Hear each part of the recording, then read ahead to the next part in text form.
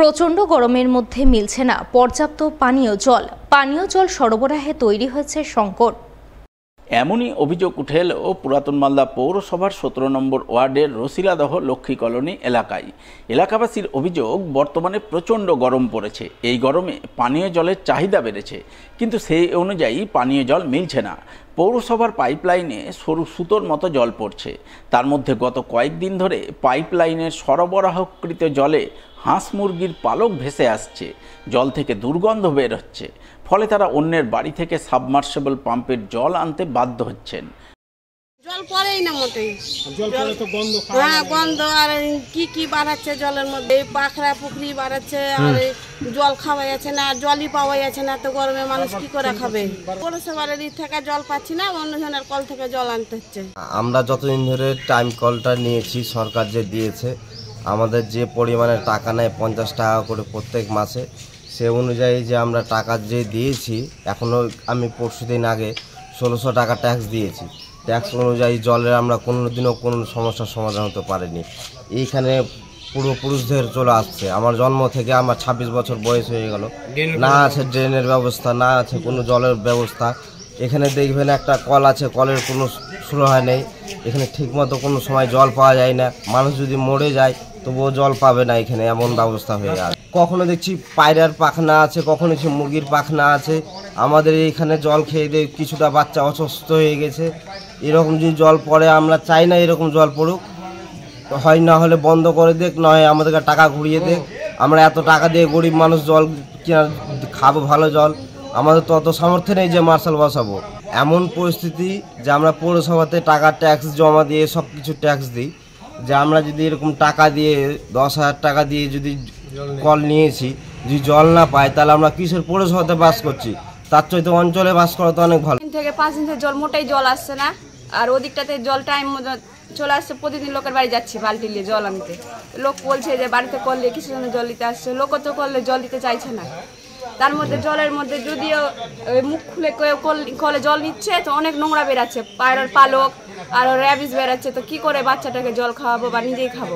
আমরা চাইছি যেন আমাদের টাইম মতন জল আসে, লোকের বাড়ি যেতে আমাদের না যেতে হয়, আর এগুলো নোংরা যাতে না বেরায়। এলাকাবাসীর এই অভিযোগ প্রসঙ্গে 17 নম্বর ওয়ার্ডের কাউন্সিলর প্রিয়াঙ্কা চৌধুরী গাঙ্গুলিকে ধরা হলে তিনি পানীয় জলের সংকটের কথা স্বীকার করেন। তবে পানীয় জলে হাঁস মুরগির পালক ভেসে বেড়ানো, জল থেকে দুর্গন্ধ বের হওয়ার অভিযোগ খতিয়ে দেখে প্রয়োজনীয় ব্যবস্থা গ্রহণের আশ্বাসবাণী শোনান তিনি।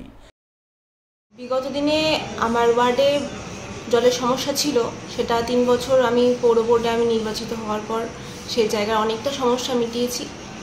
আর লক্ষ্মী কলোনি যে সমস্যাটা এখন দেখা দিচ্ছে, সেটা আমি তদন্ত করার চেষ্টাও করব ইঞ্জিনিয়ার দিয়ে।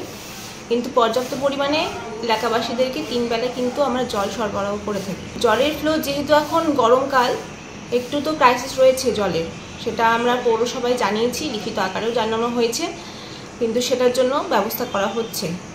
আর খরার দিনে যেহেতু গরমকাল, এই আবহাওয়ার জন্য কিন্তু 2.5 থেকে 3 ফিট পাইপের উপরে জল এমনিতেও ওঠে না।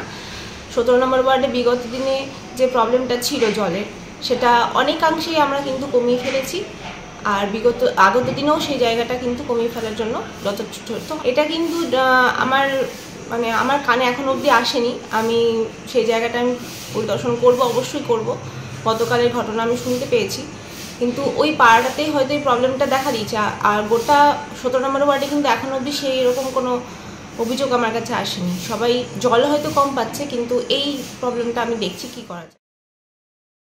প্রতি বছরের মতো এবারও রামকেলি মেলা উপলক্ষে মেলায় আগত বিভিন্ন আখড়ার সাধু সন্ন্যাসীদের পাশে দাঁড়ালেন মালদা মার্চেন্টের কর্মকর্তারা, যার অঙ্গ হিসেবে বিভিন্ন আখড়ার সাধু সন্ন্যাসীদের মধ্যে বিতরণ করলেন বিভিন্ন খাদ্য সামগ্রী।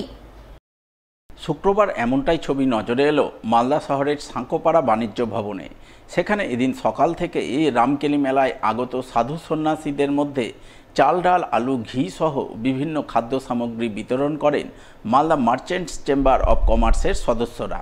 এই প্রসঙ্গে মালদা মার্চেন্টের যুগ্ম সম্পাদক উজ্জ্বল সরকার জানান, গত কয়েক বছর ধরে তারা রামকেলি মেলা উপলক্ষে মেলায় আগত বিভিন্ন আখড়ার সাধু সন্ন্যাসীদের পাশে দাঁড়ান। মেলায় আগত ভক্তদের জন্য প্রসাদের ব্যবস্থা করতে বিভিন্ন আখড়ার সাধু সন্ন্যাসীদের হাতে বিভিন্ন খাদ্য সামগ্রী তুলে দেন। সেই অনুযায়ী এবারও দিচ্ছেন। আমরা বিগত বেশ কিছু বছর ধরে আমাদের এই মালদা জেলার যে রামকেলি মেলা, সেই মেলাতে কেন্দ্র করে সমস্ত রকম যে আখড়াগুলো রামকেলিতে আসেন, নানান দিক থেকে ওনারা আসেন, তাদের সাহায্যার্থে আমরা হাত বাড়িয়ে দিই মালদা মার্চেন্ট চেম্বার অফ কমার্সের পক্ষ থেকে। তাদেরকে দেওয়া হয় প্রসাদ বিতরণের জন্য, প্রসাদ মানুষের পায়, সেটাকে মাথায় রেখে চাল দেওয়া হয়, ডাল দেওয়া হয়, তেল দেওয়া হয়, ঘিও দেওয়া হয়, আলু দেওয়া হয়, এই ধরনের আরও নানান ধরনের জিনিস উপকরণ আমরা ওনাদেরকে দিয়ে সাহায্যের হাত বাড়িয়ে দিই। আমরা বহু যেসব আখড়াগুলো আমাদের রামকেলি মেলাতে আসেন তাদের কাউকেই আমরা ঘুরাই না। আমাদের এখানে যারা আসেন আমরা সরকারি সাহায্য এবং মালদার চেম্বার অফ কমার্স সকলে মিলে যৌথ সাহায্য মিলে আমরা করি এটা। আমরা এখন অবধি আমরা অলরেডি দিয়েছি 130 জন লোককে।